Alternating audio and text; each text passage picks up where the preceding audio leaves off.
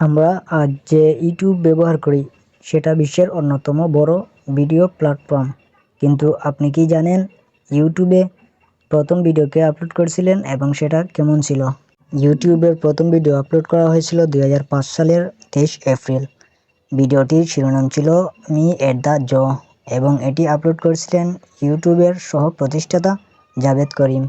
ভিডিওটির দৈর্ঘ্য মাত্র 19 সেকেন্ড এবং এটি জাভেদ করিমকে সান দিয়েগো দাঁড়িয়ে হস্তিদের সম্পর্কে কথা বলতে দেখা যায়। ভিডিওতে তিনি বলেছিলেন, the cool thing about this guys is that they have really long trunks.